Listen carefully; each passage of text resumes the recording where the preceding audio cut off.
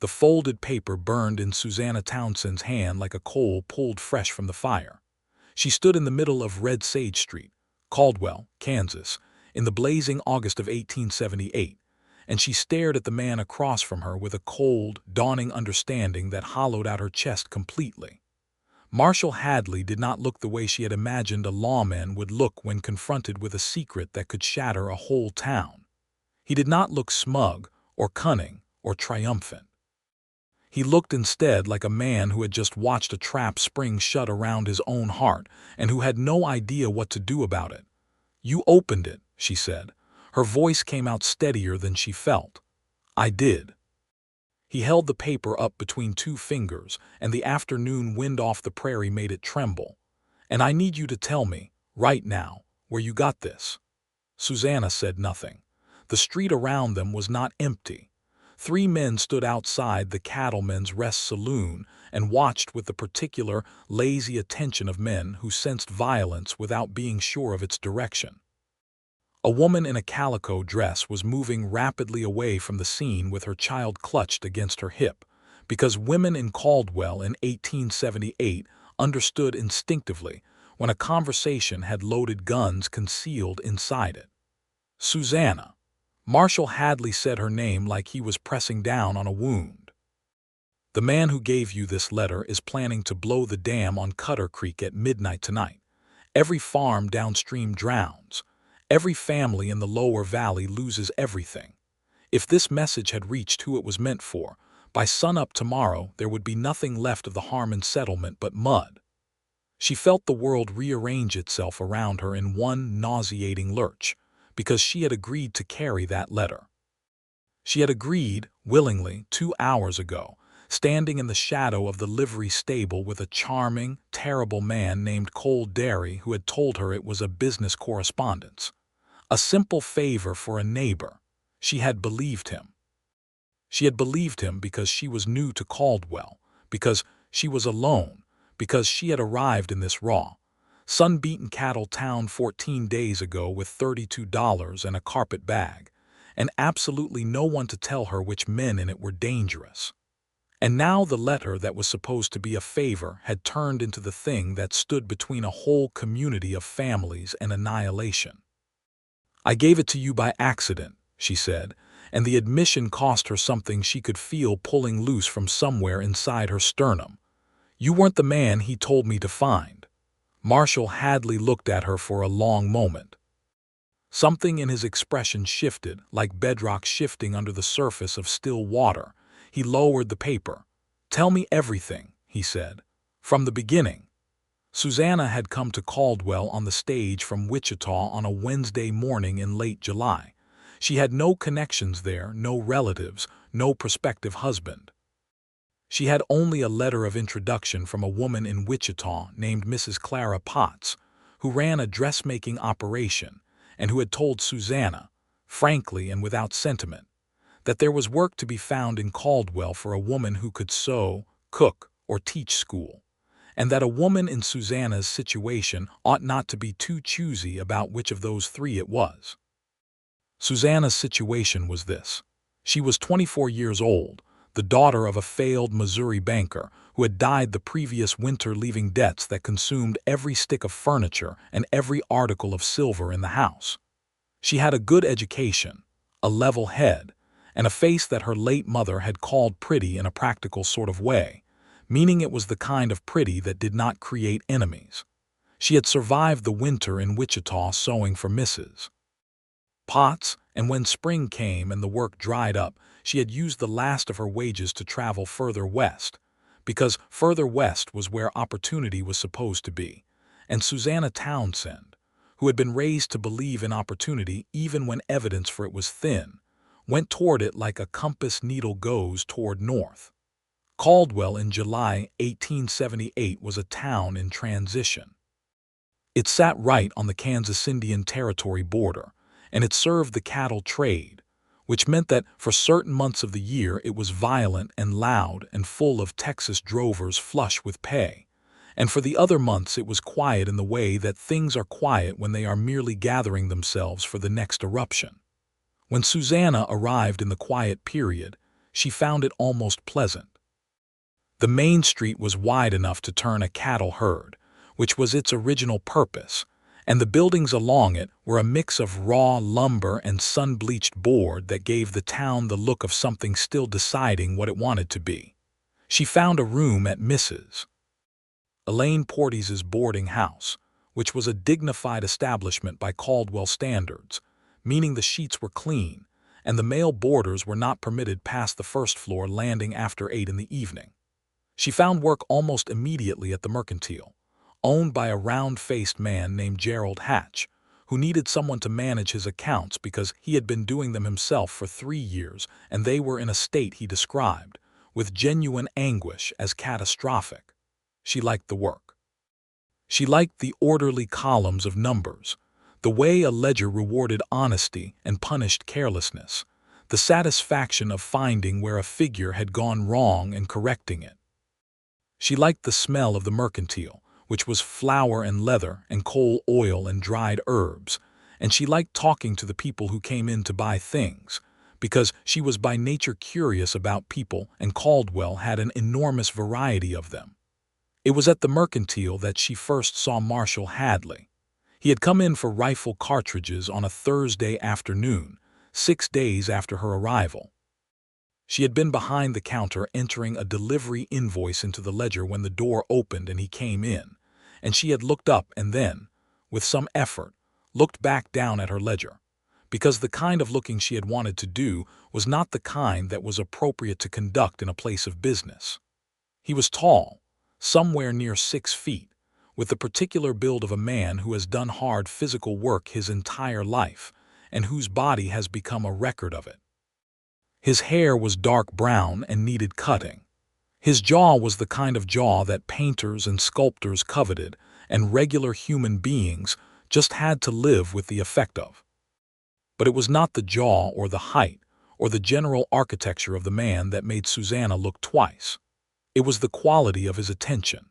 He moved through the Mercantile with the unhurried, comprehensive awareness of someone who was cataloging everything in the room as a matter of professional habit. And when he reached the counter and his eyes settled on her, she had the distinct and slightly unnerving feeling of being assessed accurately and completely in the space of about 2 seconds. "You must be new," he said. His voice was deep and easy. "I am," she said, "Susanna Townsend, Marshall Hadley."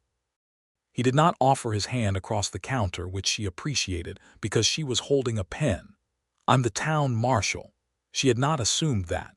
She had thought, if anything, that he was a rancher. There was something about him that suggested open land rather than an office. But then again she was learning that her assumptions about who men were in this part of the world needed regular revision. "I'll need a box of 44 cartridges," he said. "And Gerald usually puts aside a tin of that dark tobacco for me when it comes in." "I'll check." She found both items and recorded them in the ledger and took his money, and that was the whole of it, that first conversation. He left without lingering, but at the door he paused and turned back, and she had the impression that this was not quite a spontaneous gesture. "You eating supper at Porteous's tonight?" he asked. "I am," she said. He nodded, as if she had confirmed something he had already suspected, and he walked out into the afternoon sunshine, and Susanna stood behind the counter and felt something she had not felt in a very long time, which was the particular, inconvenient warmth of beginning to be interested in a person. He was at supper that evening. Mrs. Porteous's dining room held 8 boarders at a long pine table, and Marshall Hadley was one of them, a fact Susanna had somehow failed to discover in the 6 days she had been in residence, which she attributed to their different schedules. He was polite and quiet at the table, contributing to conversation when addressed and not monopolizing it, which she found she appreciated after years of dining with her father, who had considered silence at the table a personal affront. They talked about Caldwell that first evening, and about Kansas generally, because she asked questions, and he answered them with the patience of a man who understood that a newcomer had legitimate needs for information.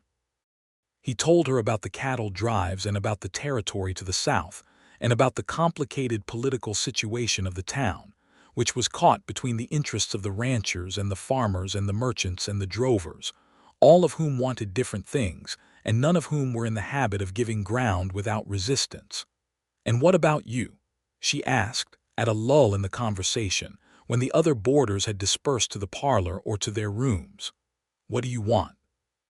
He had looked at her across the supper table with those steady, cataloging eyes, and something in his expression had shifted slightly, the way a door shifts when a latch is drawn back. "That's a complicated question for a Thursday evening," he said. "I have time," she said. He almost smiled. It was the near smile of a man who was used to keeping his expressions managed and who occasionally found that something slipped through the management. "Order," he said. "I want order, not the kind that's just quiet people suffering in silence, the kind that comes from actual fairness. From people knowing that the law means something and that it applies the same way to a Texas drover and a homestead farmer and a cattle baron." He paused. "That probably sounds naive." "It doesn't," she said. "It sounds like the thing you'd have to believe in to do what you do." He looked at her for a moment, and this time something else crossed his face, something warmer and less managed. "You're easy to talk to," he said, and he sounded faintly surprised by this, as if ease of conversation were not something he frequently encountered. "My father used to say I had a gift for asking the questions people wanted to answer," she said. "What happened to your father?" She told him, briefly and without self-pity, the facts of the matter. The bank, the debts, the winter in Wichita, the stage to Caldwell. He listened without interrupting, which was a form of respect she noticed and filed away. "I'm sorry," he said when she finished. "It's a hard thing to lose your footing like that." "I've found new footing," she said. "I'm good at finding footing," the near smile again. "I believe you," he said. In the days that followed, a thing happened between them that had no name in the vocabulary of 1878 Kansas, but that any honest observer would have recognized as courtship, even if neither party was using that word for it yet. They talked at supper. He began stopping at the mercantile at times that were not strictly necessitated by his need for ammunition or tobacco. She began saving items of news or interest that she thought might engage him, not because she planned to share them, she told herself, but simply because she was reading the weekly paper anyway, and it was natural to notice things. He was reserved. He was private in the way of someone who has learned caution through experience rather than through temperament. She sensed that there were rooms inside him that had locks on them, and she did not push at the locks, partly because she was not the pushing kind and partly because she understood, with the instinct of someone who had done her own share of locking things away, that a person revealed what they were ready to reveal at the pace they were ready to reveal it. She learned some things about him in fragments. He had come to Caldwell 3 years earlier, after a period as a deputy in Dodge City. He had been born in Tennessee, but had been too young for the Civil War, which had marked him differently than it had marked the older men around him, with a longing for something that had not been destroyed rather than grief for something that had. He had a horse named Henry that he spoke of with the unself-conscious affection of a man who had spent more time in the company of animals than of people, and did not consider this a deprivation.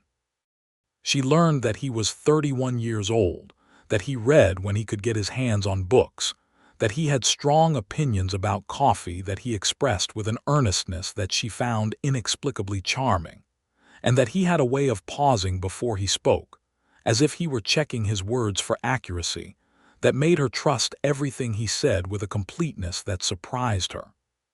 She was not sure in those first 2 weeks whether he thought of her in any particular way or simply regarded her as a pleasant addition to the supper table. He was courteous to everyone. He was attentive to everyone. It was part of his nature and part of his profession, and she could not always tell in those early days whether the attentiveness he directed at her had a different quality to it, or whether she was simply projecting one because she wanted to. And then on the evening before everything fell apart, she found out. They had been sitting on the porch of the boarding house after supper, a thing that several of the boarders did when the August heat had baked the town all day, and the evenings brought a slight but perceptible mercy of cooler air. The other boarders had drifted inside one by one, and it was only the two of them left, sitting in the wooden chairs that Mrs. Porties kept on the porch for exactly this purpose, and the sky to the west was doing the thing that Kansas skies did in the late summer evenings, which was to put on a display of color so extravagant it seemed almost irresponsible. "Can I ask you something?" Marshall said. "You can always ask me something," she said. "Are you planning to stay in Caldwell?" She considered this. She considered it honestly, because she had learned that the near smile was a thing that appeared most reliably when she was being honest, and she had found that she wanted to earn it. "I don't know," she said. "I came because there was work. The work is good. But I haven't decided whether Caldwell is a place I'm staying or a place I'm passing through." "What would make the difference?" he asked. His voice was careful. He was looking at the western sky rather than at her, but she could see from his profile that he was not actually seeing the sky. She thought about it. The real answer was forming somewhere below the level of articulate thought, and she let it come up slowly. "A reason," she said. "The work is a reason to stay. But I mean a reason that's different from practicality. Something that would make it feel like the place I'm supposed to be rather than the place I happen to land." He was quiet for a moment. Then he turned his head and looked at her directly, and the thing she saw in his face was not the managed, professional expression that she usually encountered, but something unguarded and serious and very clearly directed at her in a way that had nothing to do with professional courtesy. "I hope you find it," he said, and then quietly, "I hope it's here." She looked back at him and felt the warmth from before, but larger now, fuller, more certain of itself. "I'm beginning to think it might be," she said.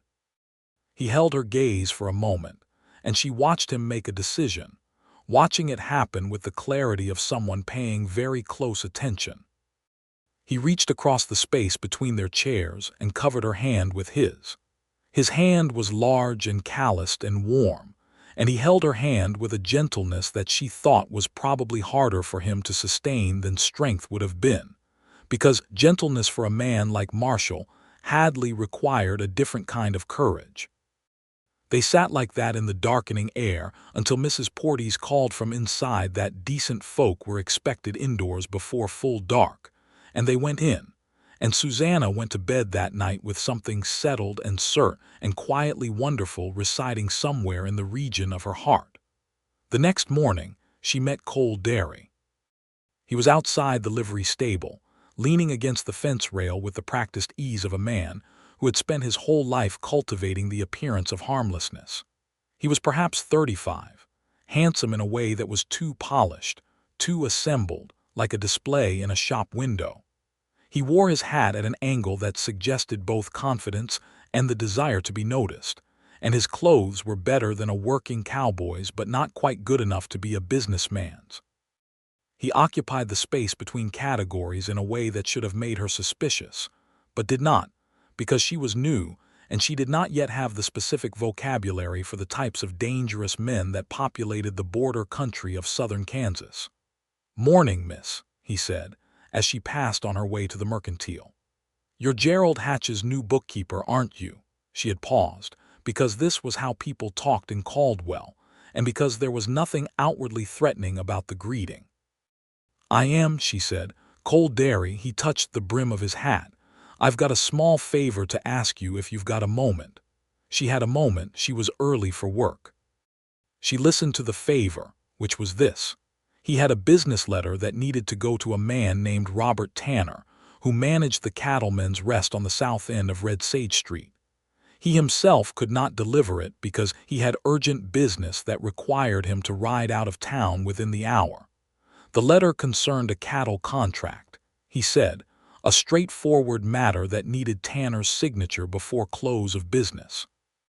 It was sealed, a folded sheet secured with a small wax seal, and it would take her no more than 5 minutes to walk it down the street to the saloon and leave it with the bartender if Tanner was not in.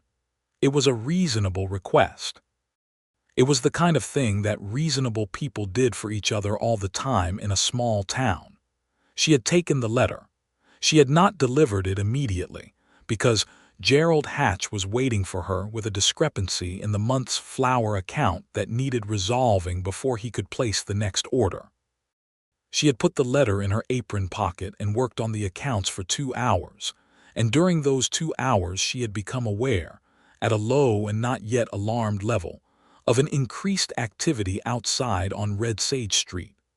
Marshall Hadley had come into the mercantile at 10 in the morning, and he had not come for cartridges or tobacco.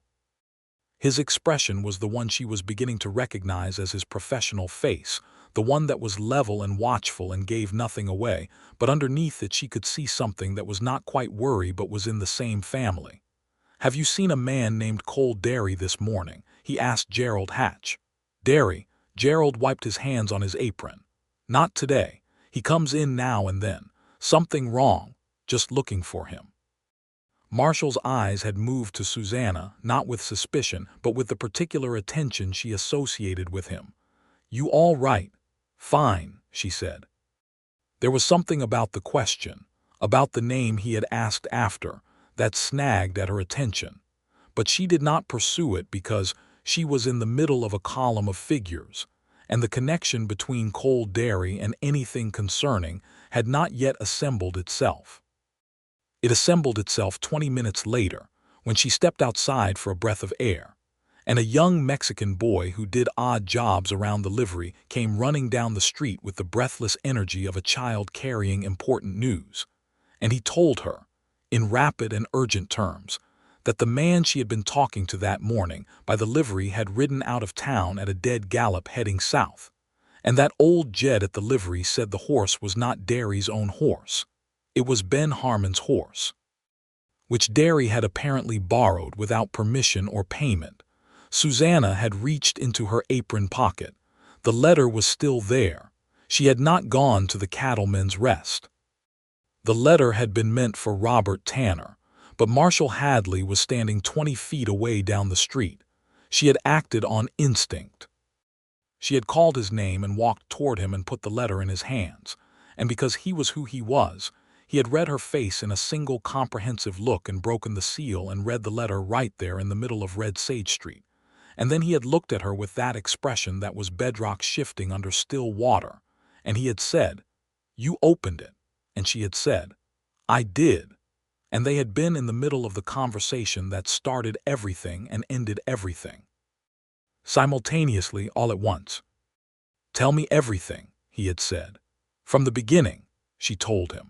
Standing in the street with the August sun pushing down on both of them and the 3 men outside the saloon watching with their heads tilted like dogs hearing a strange sound, she told him about Cole Derry and the letter and Robert Tanner and the favor that had felt like nothing at all. Marshall listened to the whole of it without interrupting. When she finished, he folded the letter carefully and put it inside his coat. "Robert Tanner is not a saloon manager," he said. "He's a land speculator. He and Derry have been working a scheme for the better part of a year to force the homesteaders out of the lower Cutter Creek Valley. If the dam breaks tonight, the flooding wipes out the crops and the structures of 16 families. Most of them can't survive a loss like that, so they sell their land for whatever Tanner will offer, and Tanner sells to a cattle syndicate out of Texas for 4 times what he paid." He paused. The letter was the final order.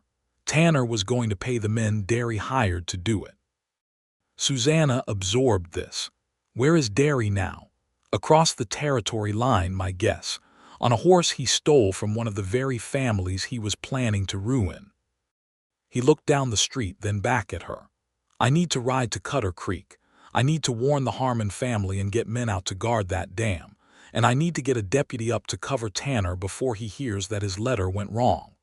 "What can I do?" she said. He looked at her then, and the professional expression slipped entirely for just a moment, and what she saw underneath it was something complicated and urgent and very warm. "You already did it," he said. "You put that letter in the right hands." "I put it in your hands by accident," she said. "Accidents that save 16 families are not accidents," he said. "They're providence." He was already moving when he said it. walking with the purposeful, ground-covering stride of a man in a genuine hurry. And she stood in the street and watched him go and felt the world continue to rearrange itself around her, in ways she was not certain she had the capacity to map. What happened next unfolded over the course of a long, tense afternoon and a longer night. Marshall rode to Cutter Creek with his deputy, a young man named Elias Foote, who was nervous and competent in roughly equal measures, and they reached the Harmon homestead in the early afternoon and found Ben Harmon and his 2 adult sons in the field, and had a conversation that lasted no longer than 10 minutes before all 5 of them were riding toward the dam. In town, the other deputy, a steadier and more senior man named Walt Deering, went to the Cattleman's Rest and found Robert Tanner in his office behind the bar going through a filing cabinet with the focused attention of a man making preparations. When Deering put the badge in front of him and cited his reason for being there, Tanner made a very brief calculation of his odds and decided that a man holding a badge in a room with no exits was not a man whose immediate cooperation was optional. He was arrested, and his papers were taken as evidence, and he was escorted to the jail at the south end of town, and he sat in a cell with the particular expression of a man whose intricate construction of deceptions has suddenly become very simple rubble. The dam held that night because Marshall and the Harmon men and Elias Foote were there when Derry's hired hands came in the dark, 3 men carrying tools and a small quantity of black powder, moving with the quiet confidence of people who expected to find no one at all. What they found instead was Marshall Hadley standing on the dam structure with a rifle resting across his forearm, and behind him 4 more armed men, and in front of him a lawman's patience that had been sharpened to something close to anger by an afternoon of hard riding, and the knowledge of what would have happened to 16 families if the letter had gone wrong. The hired men surrendered without firing a shot, which Marshall afterward said was the best possible outcome, and which Elias Foote said had more to do with the look on Marshall's face than with any rational calculation of odds. Susanna did not learn the details of any of this until the following morning, because there was no one in a position to send her word, and she spent a night of considerable personal distress sitting in the parlor of Mrs. Porteus's boarding house sewing seams she later had to unpick because she had sewn them wrong, which was something she never did when her mind was in proper order. Mrs.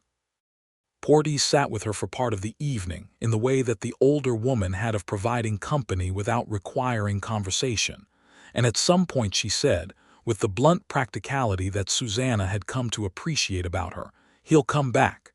He always does." "I know he will," Susanna said, and she did know it, with a certainty that was not rational and did not need to be.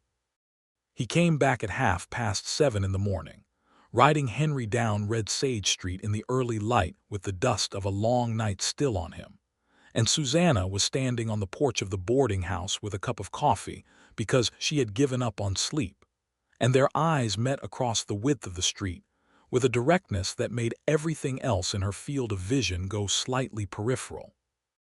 He dismounted and tied Henry at the post and walked up to the porch and stood on the bottom step and looked up at her with an expression that was exhausted and relieved, and something else entirely that was neither of those things.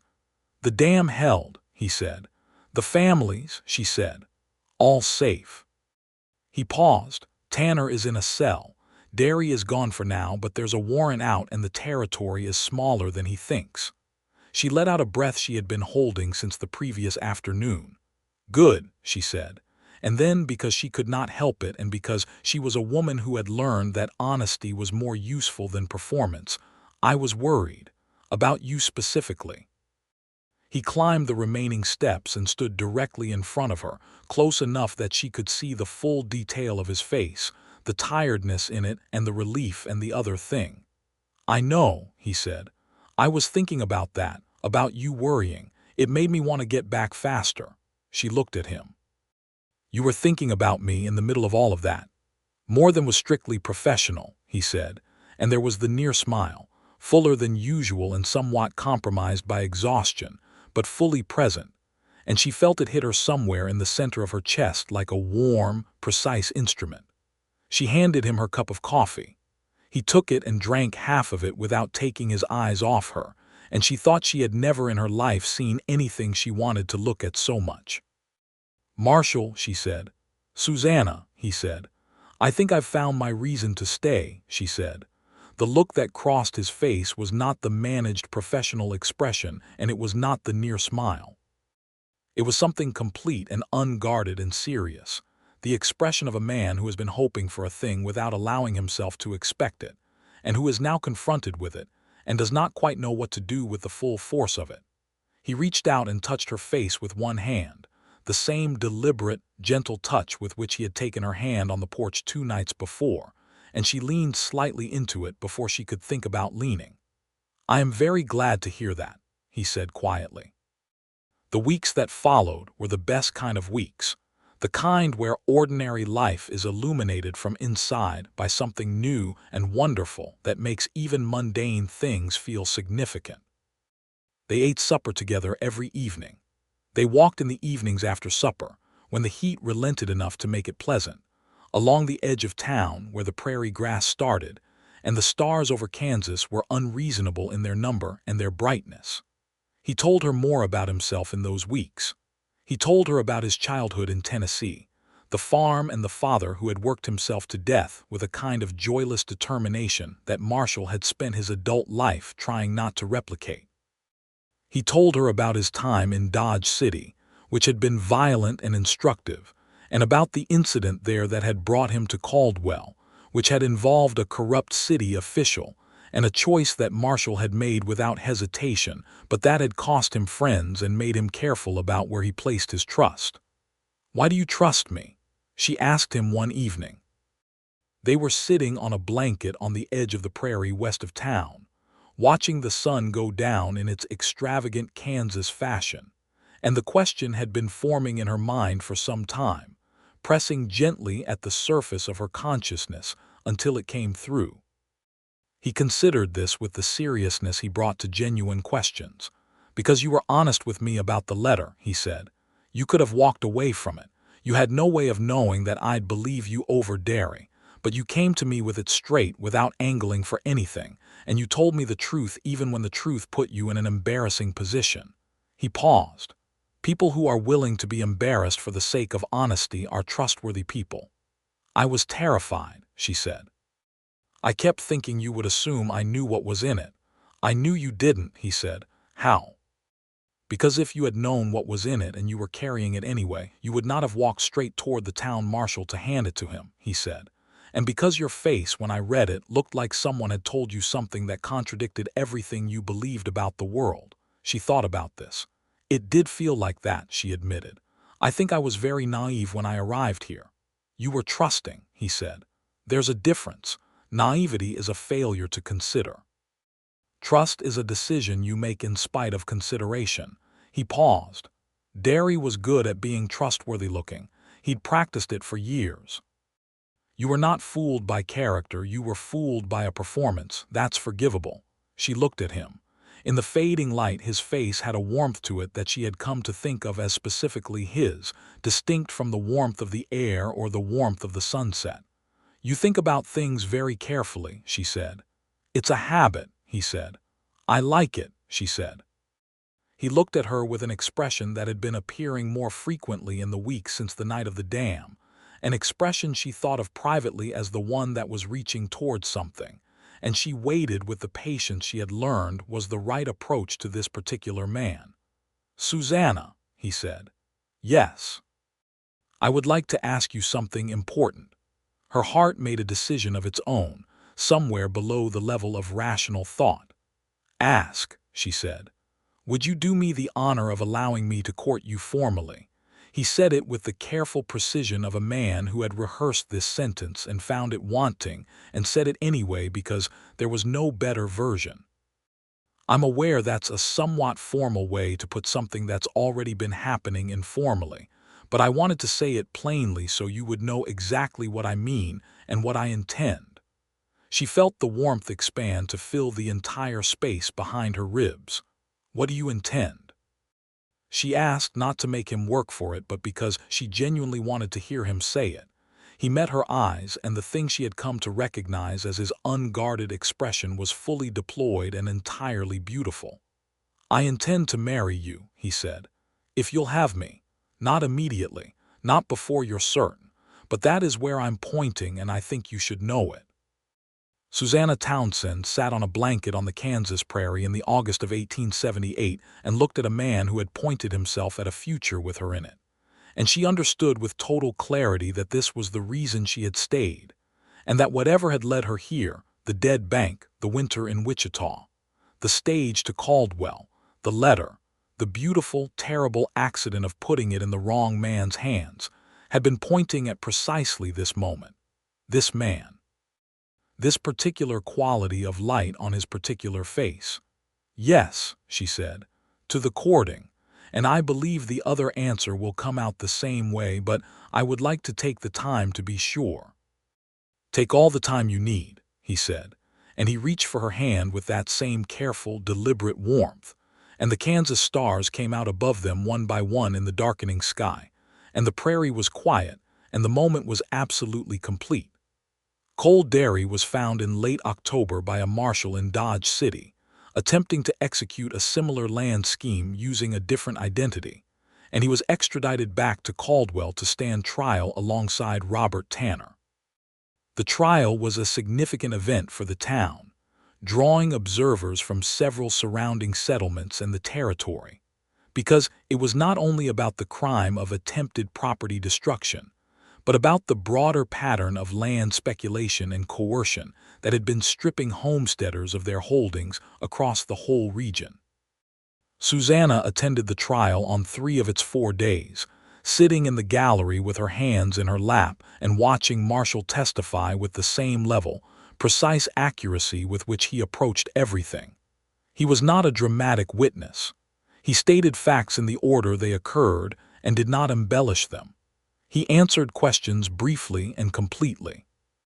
He looked at Tanner and Derry across the courtroom with the expression that Susanna had come to think of as his justice face, which was not angry or triumphant, but simply certain, in the way that a mathematical proof is certain, having no more room in it than exactly what was true. Both men were convicted. Tanner received a sentence of 8 years for criminal conspiracy and attempted destruction of property. Derry received 12 years, his sentence longer for the additional charge of horse theft, which was still a serious matter in Kansas in 1878, and for his role as the primary architect of the scheme. They were removed to the state penitentiary on a Wednesday in November, and the 16 families of the Cutter Creek Valley, who had come to town for the verdict, stood outside the courthouse in the cold November air with an air of collective relief that expressed itself in handshakes and quiet tears, and the particular warmth of people who have been reprieved from catastrophe. Ben Harmon himself, who was a lean and weathered man in his 50s with a handshake like a vice grip, sought out Susanna specifically. "I understand you're the one who put the letter where it needed to go," he said. "I put it where I happened to," she said. "The accident did the work." "My daughter is 11 months old," he said. He said it simply and without theatrical effect, and it was exactly as effective as any eloquent speech would have been. "My youngest son is 3. My farm is 50 acres of the best soil I've ever worked.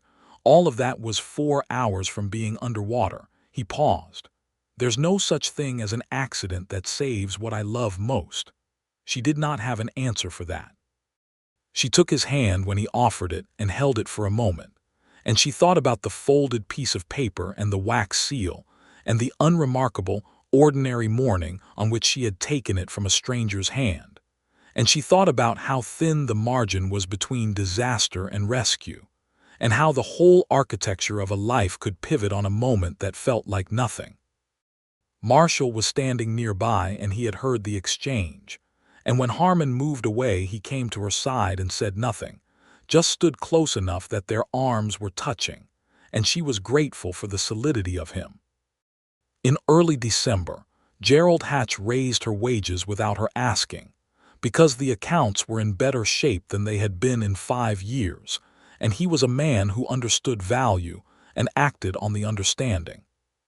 She used the additional wages to buy herself a proper winter coat from the dry goods store that had opened on the north end of Red Sage Street. A good wool coat in a dark green color that Marshall told her, with the careful specificity he brought to paying compliments, made her eyes look like the Kansas plains in spring, which she stored as one of the best things anyone had ever said to her. Christmas came, the first one she had spent away from Missouri, and it was quieter and simpler than the Christmases of her childhood, but it was not lonely, because the boarding house was full of people, and Mrs. Porteous cooked an enormous meal, and Marshall sat beside her at the table, and there was a warmth in the room that had nothing to do with the wood stove. After dinner, he gave her a gift wrapped in brown paper. It was a book. She unwrapped it and read the title and looked up at him. "I mentioned once that I had never read it," she said. "You mentioned it 5 weeks ago in the context of something entirely different," he said. "I had to go to Wichita to find a copy." She held the book and thought about him going to Wichita and searching for the specific thing she had mentioned in passing 5 weeks ago, and she felt the warm, precise instrument in her chest operate again with considerable force. "Thank you," she said, and she said it with everything she meant by it, which was more than gratitude for the book.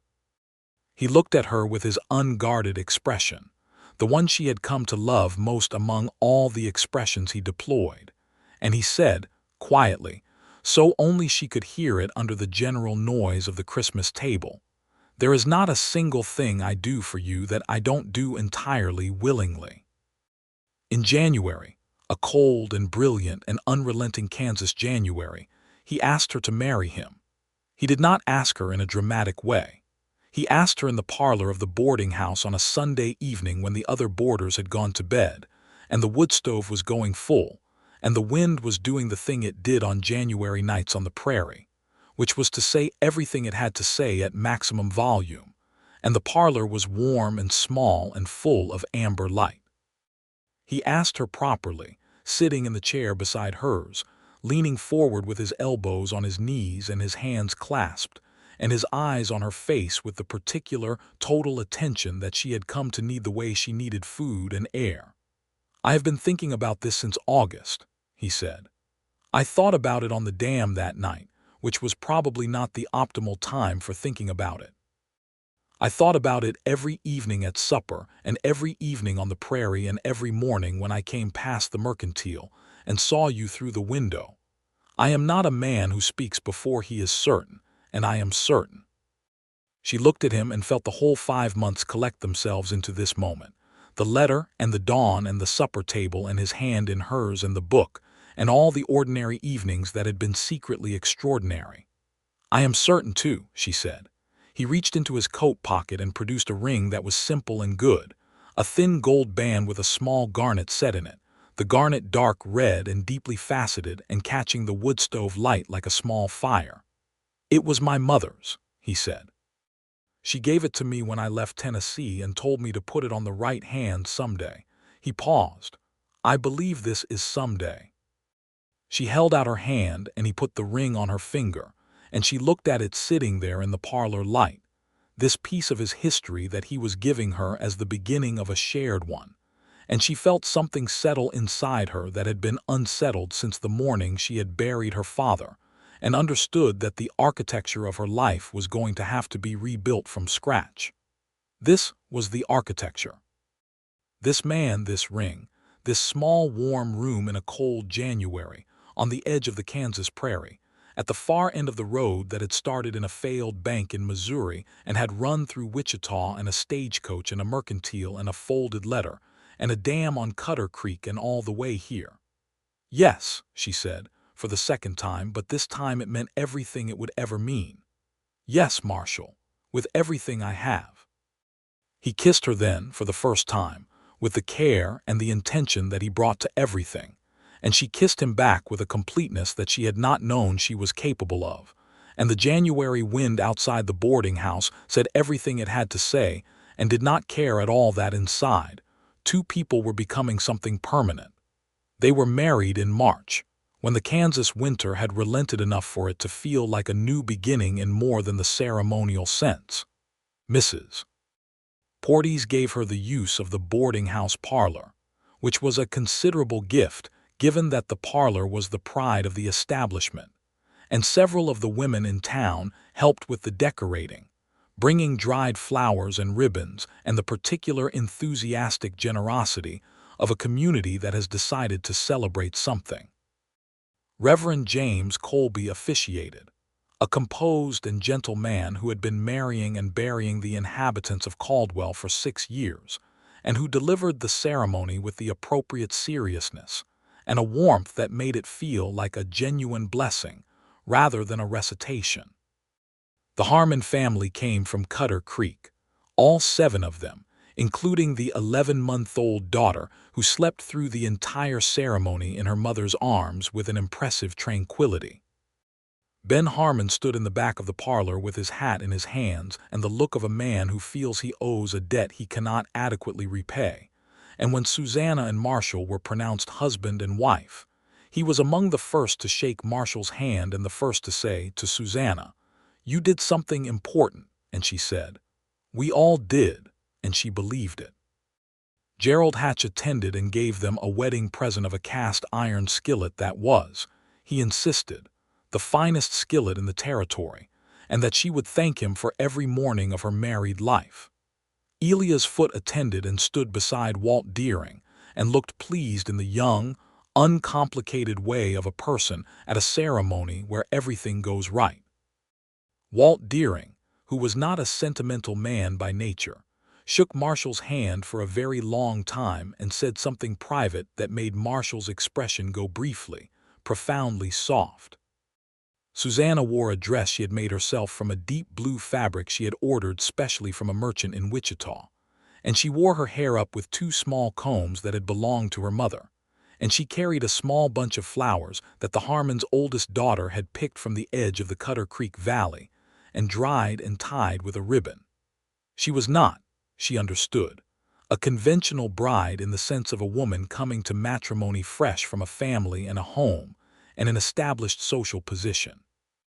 She was a woman who had arrived here from a long and circuitous road through loss and uncertainty, and a morning that had balanced on the edge of a terrible mistake, and she was marrying a man who had been shaped by his own complicated road, and who had nevertheless come out of it pointing toward something worth pointing toward. When she took his hand at the altar, she felt the full weight of what they were doing, not as a burden but as a richness, the weight of 2 real lives with real histories joining into a single thing. She looked at him throughout the ceremony with the particular attention she had trained on him since August, watching for his unguarded expression, and she found it immediately and continuously, throughout the vows and the ring and the moment when Reverend Colby said the words that made them married, and she thought that if this was the only thing she ever saw in his face for the rest of her life, she would be entirely, abundantly satisfied. They had a small house on the north end of Caldwell, a house with 2 rooms that Marshall had been renting since his arrival in the town, and that was now, in the way of houses, being transformed into something different by the presence of 2 people rather than 1.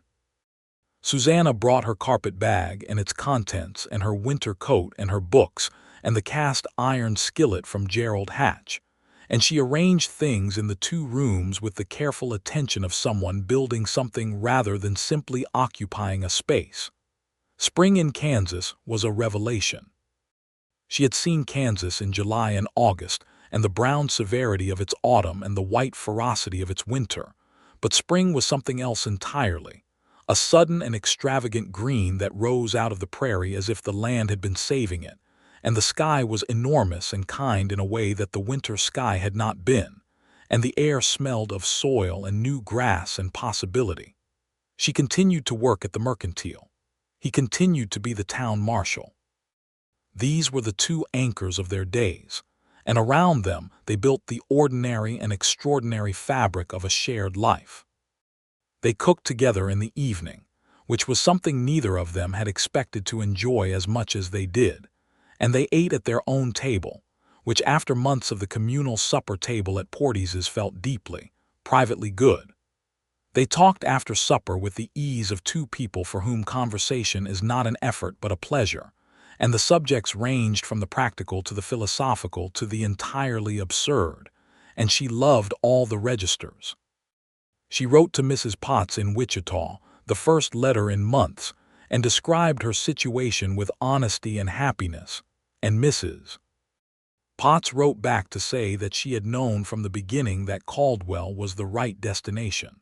Though Susanna suspected this was retrospective certainty of the kind that everyone practiced and no one would confess to. She wrote to her mother's sister in St. Louis, who was the only family she had left, and described her marriage and her husband and her life, and her aunt wrote back with a warmth that Susanna had not expected, and that made her cry a little, in the good way that she was learning to distinguish from the other kind. In the summer of 1879, the summer of their first anniversary approaching, she became aware of a change in herself that she confirmed first with speculation, and then with certainty, and then with a doctor in Wichita, because Caldwell did not yet have a resident physician, and the certainty was this: she was going to have a baby in the winter.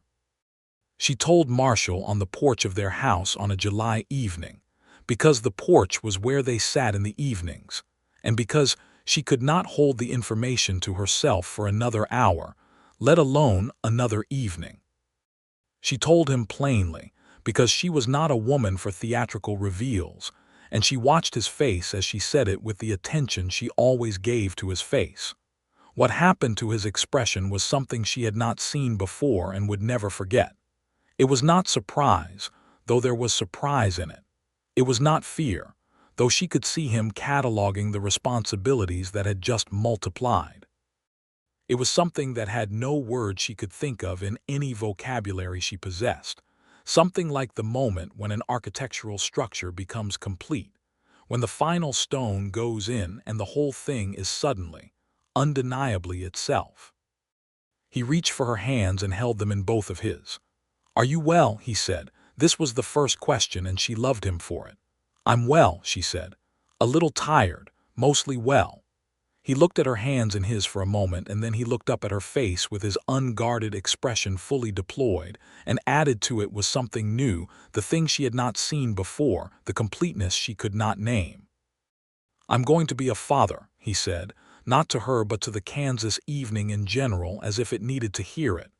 "You are," she said.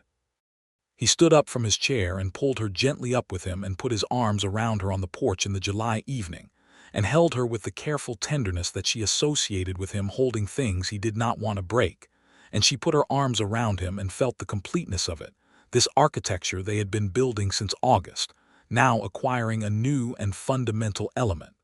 "You're going to be a wonderful mother," he said into her hair. "You already know how to find footing." She laughed, pressing her face against his shoulder. He had remembered that. Of course he had. "And you," she said, "are going to be the kind of father who explains things and asks questions and makes a person feel that their thinking matters." He was quiet for a moment. "I would like to be the opposite of what I had," he said. "I know," she said. She felt him exhale, a long breath that contained something he had been carrying for a while. "You already are," she said. "Every day." The pregnancy was not easy in all its particulars, because pregnancies in 1878 Kansas rarely were, but it was not dangerous, and she was attended by a capable and experienced midwife named Martha Givens, who had delivered more than 60 babies in the Caldwell region, and who possessed a calm, practical authority that Susanna found enormously reassuring. Marshall, who faced every professional danger with remarkable equanimity, was not entirely equanimous about the pregnancy, she discovered. He was attentive and occasionally hovering in a way that she found both touching and necessary to manage. "I am not made of glass," she told him in October, when he had appeared at the Mercantile 3 times in a single day on the pretext of needing things that the Mercantile did not stock. "I know you're not," he said. then stopped checking on me as if I might shatter. He looked at her with the open honesty she relied on. "It is not you I'm worried about," he said. "You are without question the most capable woman I have ever known. It is the general category of the situation. The category in which things can go wrong that I cannot fix." She understood this. She understood it deeply. She took his hand. "I know," she said, "but you have to trust this the way you trust everything else. The way you trust that doing your job right will produce the right outcomes most of the time, even knowing it won't every time." He held her hand for a moment, looking at it. "That is a very sound argument," he said. "It is," she said. "Now go away and let me work." The near smile. "Yes, ma'am," he said. Their son was born on a Tuesday in January of 1880, in the back bedroom of their house, with Martha Givens and Mrs. Porteous in attendance. And the birth was long and hard, and at 3 points sufficiently alarming that Marshall, who was in the front room having been firmly excluded from the back, had to be told by Mrs. Porteous to sit down and stop wearing a path in the floorboards, or she would have him wait in the street. He was 7 pounds and 6 ounces, with a head of dark hair and his father's jaw already implicit in the general architecture of his face. And Susanna held him in the aftermath of exhaustion and relief, and felt a love so specific and so enormous that she had no container for it, and simply let it fill the room. Marshall came in when Martha Givens said he could, and he sat on the edge of the bed and looked at his son with the completeness expression, the one with no name, and then he looked at Susanna with something that was so far beyond the unguarded expression that it was in entirely new territory. "He looks like you," she said. "He looks like you," he said. "Both," she decided. "He looks like both of us." Marshall reached out and touched the baby's face with one finger, with the same deliberate, careful gentleness with which he had once touched her face on a porch in August, and the baby turned toward the touch with the blind, instinctive trust of new life. "William," Marshall said. They had discussed names. "William Hadley." "William," she agreed. He looked at her over their son's head, and there were not words for what his face contained in that moment. But she did not need words for it, because she was feeling the exact equivalent of it herself, the full and final construction of the architecture they had been building since a morning in August when a folded letter had gone to the wrong man and started everything. William was a hearty and vocal baby who expressed his opinions about most aspects of his environment with considerable energy, and who became, as babies do, the organizing principle of their household. Marshall adapted to fatherhood with the same methodical, wholehearted approach he brought to everything else, learning what the baby needed and providing it with a competent calm that Martha Givens said she wished more fathers possessed. He talked to William from the beginning, which was something Susanna had not expected but loved immediately. He would narrate things to the baby as he moved through the house, not in the high-pitched, simplified speech that some people deployed toward infants, but in his regular voice, explaining what he was doing and why with the careful precision of a man for whom clarity was a form of respect, even when the recipient was 3 months old and entirely unable to evaluate the argument. "He can't understand you yet," she pointed out one evening when she found Marshall explaining the operation of the wood stove to the baby in full technical detail. "He will someday," Marshall said, "and I intend to start early." She looked at him, this man who explained things to a 3-month-old as a form of investment in the future, and felt the love she carried for him arrange itself into a feeling so complete and specific that she thought it might simply be the defining quality of her whole life. "You are remarkable," she said. He looked at her with the unguarded expression. "You are," he said. "I'm just paying attention." Life in Caldwell continued to be what life in Caldwell was. Complicated and occasionally dramatic, and full of the specific texture of a frontier town, in the process of becoming something more settled. The cattle trade was beginning to shift as the rail lines extended, and the drives became less necessary, and the town was diversifying, adding a school that had been petitioned for since before Susanna arrived. A proper doctor from Missouri named Hargrove who set up a practice on the main street.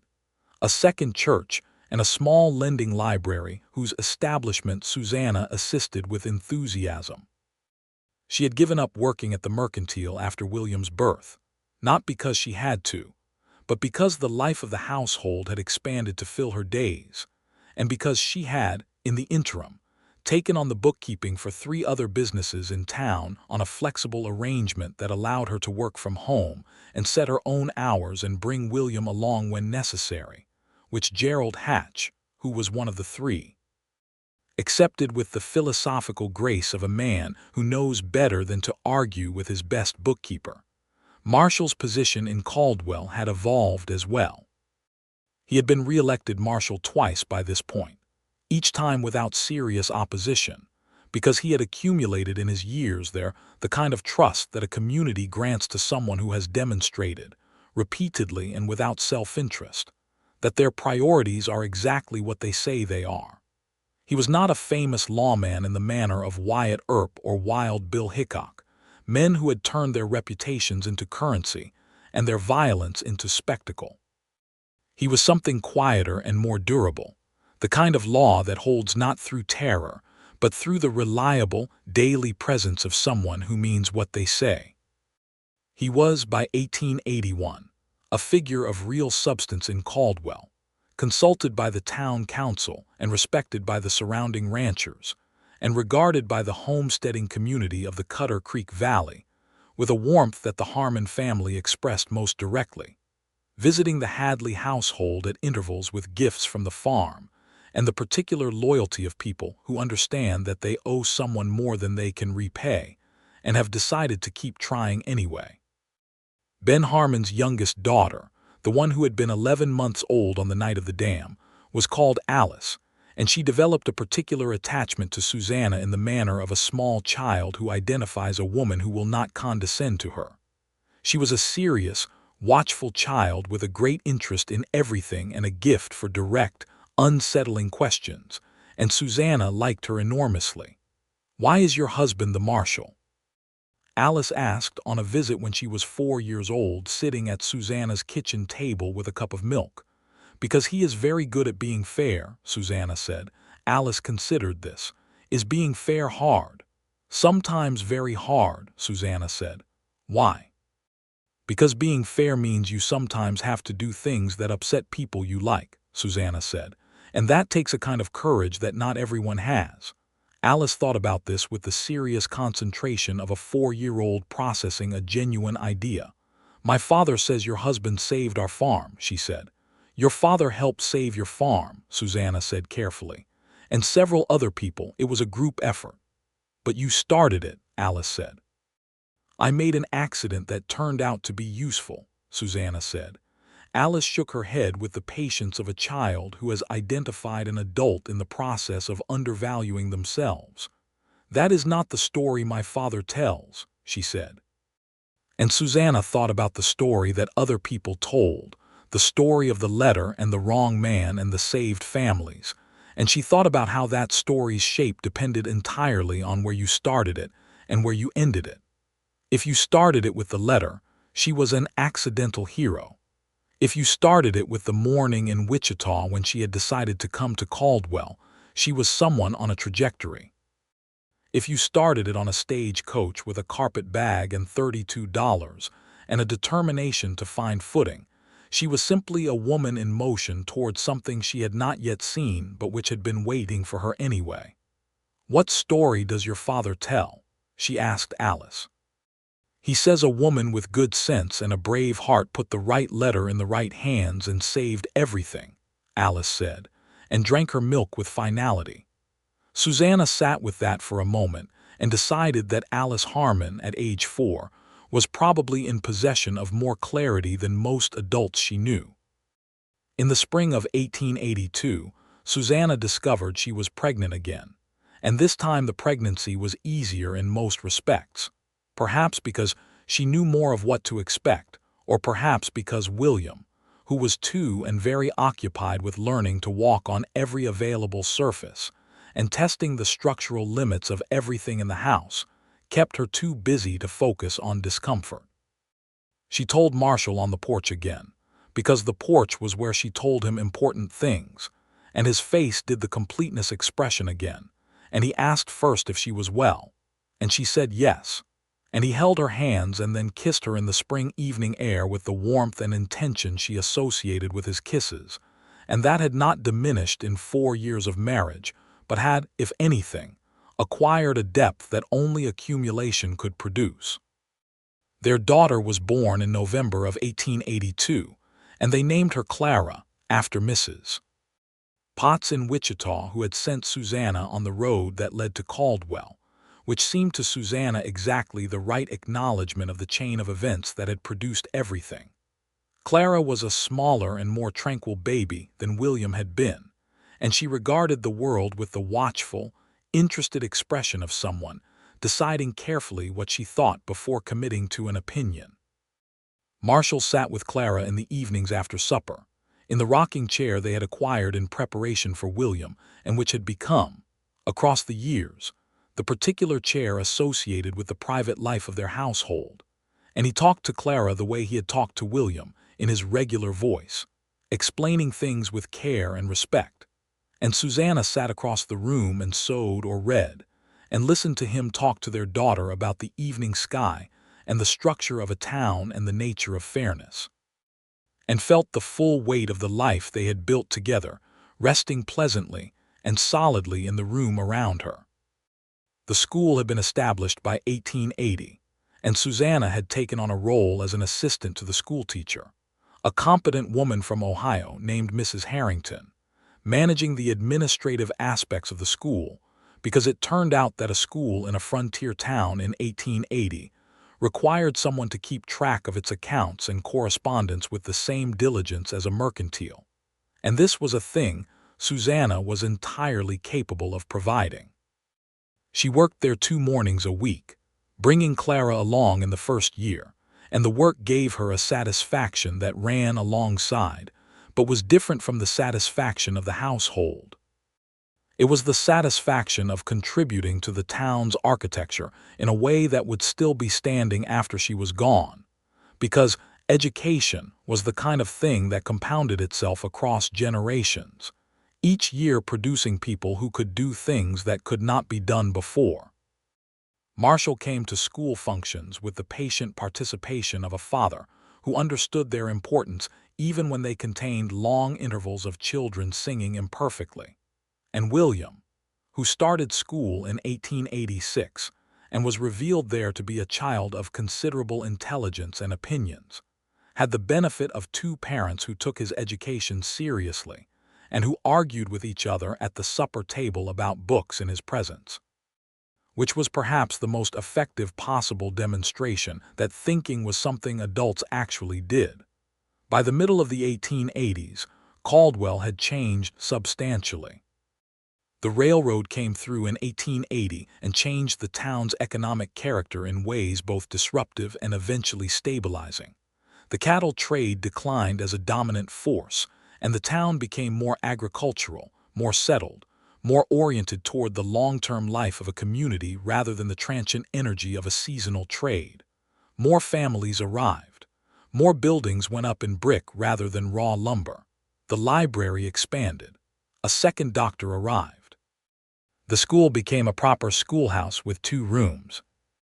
Marshall negotiated these changes with the adaptive intelligence of a man who understood that the job of keeping order in a growing, changing community required continuous recalibration rather than rigid adherence to methods that had worked in a different version of the place.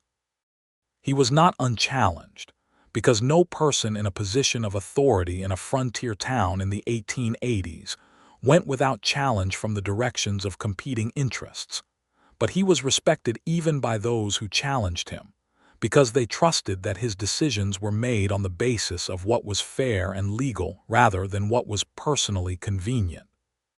He was 40 by 1887, and the years were in his face in the way that years of outdoor work and serious responsibility wrote themselves into faces, in the lines around his eyes and the threads of gray in his hair, but he was lean and strong, and his eyes had lost none of their comprehensive, steady attention.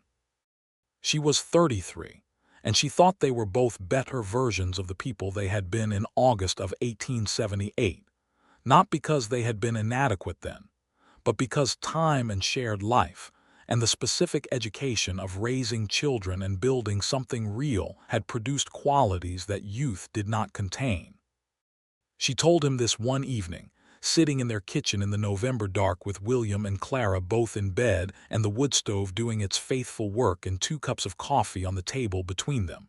"Better how?" he asked. "More certain," she said, "of who I am and what I'm for. You know that feeling in August when you said you were pointing at something. I feel like I am now the thing I was pointing at."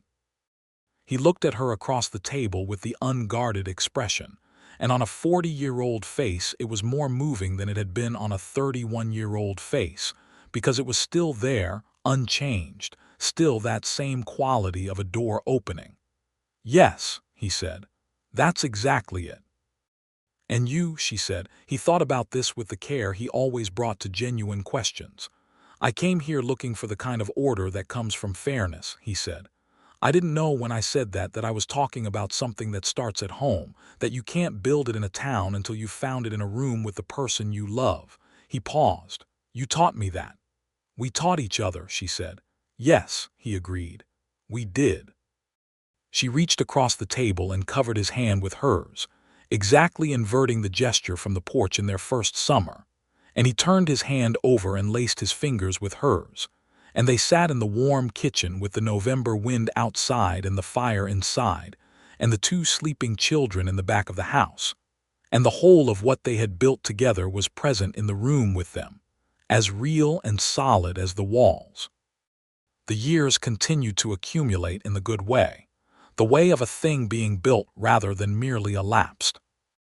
William was a serious and ambitious student who announced at the age of 12 that he intended to study law, a declaration that his father received with visible, undisguised pride, and that his mother received with the practical question of where exactly he planned to study law and how, a question that launched a household discussion that lasted 3 years and was eventually resolved when William won a scholarship to the University of Kansas in Lawrence, which was the first moment in the family history that Susanna and Marshall both cried in front of each other in a context that was not grief, but the specific, complicated happiness of watching something you have built become larger than you. Clara was 12 in the year William left for Lawrence, and she had by then revealed herself to be a person of considerable warmth and considerable stubbornness, which her father said was the Townsend combination, and her mother said was the Hadley combination,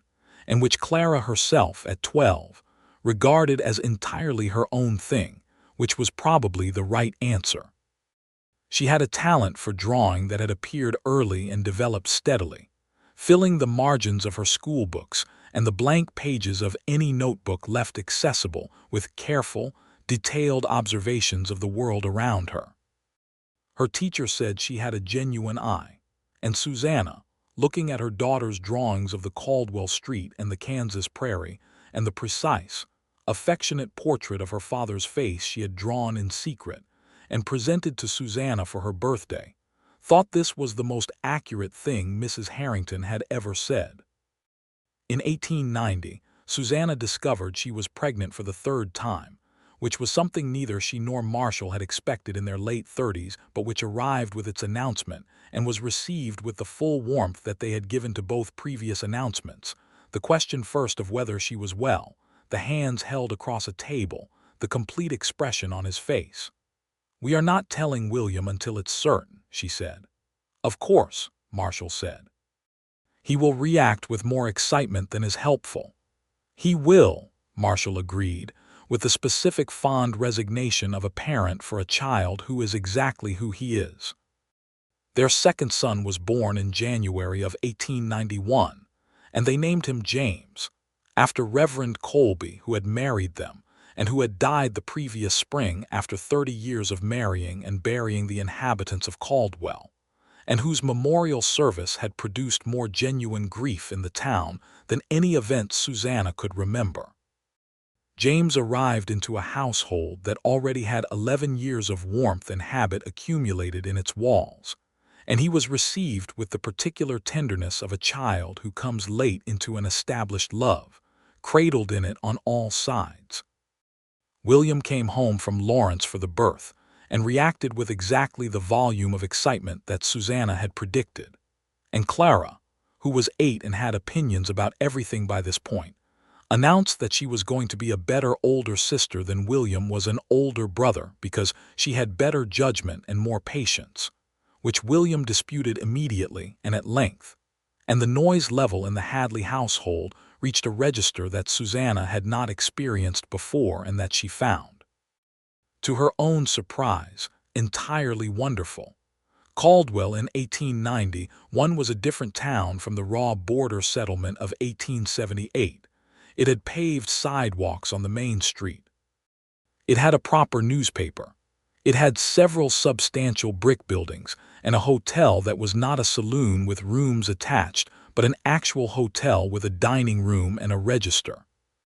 The violence of the early cattle trade years had receded into a rough and colorful history that people told with the fondness of retrospect, and the current concerns of the town were the practical concerns of a small city finding its shape, questions of water supply and school funding, and the interests of the farming community in its relationship with the state legislature. Marshall had by this point moved from town marshal to county sheriff, a transition that had involved an election campaign that Susanna had helped organize with the administrative efficiency she had been applying to the school for a decade, and that he had won with a margin that was genuinely gratifying. He was, at 44, a known quantity in the county, a man who had been doing the work of fairness in a visible and consistent way for 16 years, and the trust that this accumulated was the kind that could not be manufactured and could not be faked. She was at the courthouse on the day he was sworn in as county sheriff, sitting in the front row with Clara beside her and James, now about 2 years old, in her lap, and William had come home from Lawrence for it, and she watched Marshall stand at the front of the courtroom and take the oath with the same level, serious expression with which he had taken all the oaths before. And she thought about August of 1878 and the man who had stood in the street with a folded letter and looked at her with bedrock shifting under still water. The same man, all the same qualities, the patience and the precision and the comprehensive attention and the total honesty about what he was and what he wanted. Just larger now, larger in the sense of being more fully himself, more settled in the knowledge of his own purpose and his own worth, as a man who has spent years doing work that matters does become settled, not complacent, never complacent, but at ease with the occupation of his own life. He caught her eye during the swearing-in, very briefly, between one clause of the oath and the next, and in that fraction of a second, he gave her the unguarded expression, the door opening, fully present and fully unchanged across 13 years, and she gave it back to him with everything she had. After the ceremony in the hall outside, with William talking enthusiastically to anyone who would listen and Clara drawing something in the small notebook she always carried and James attempting to eat a piece of his father's official document, she found herself standing beside Marshall in a brief pocket of quiet in the general noise of the reception. "Sheriff Hadley," she said. "Mrs. Hadley," he said. "How does it feel?"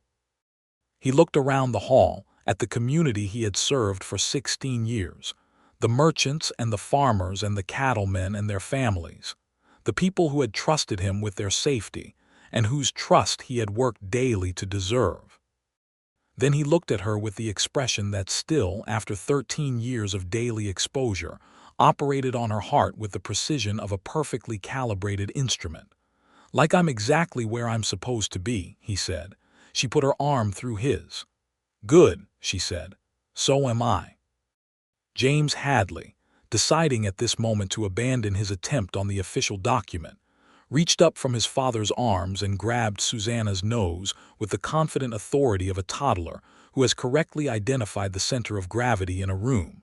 And she laughed, and Marshall laughed. And Clara looked up from her notebook and said, "I am drawing this," in a tone that brooked no argument. And William appeared from the crowd and said something about the speech he intended to give at the reception. And the small family pocket of quiet filled up again with all of them. In the last years of that century, the Hadley household in Caldwell, Kansas, was a place that accumulated warmth.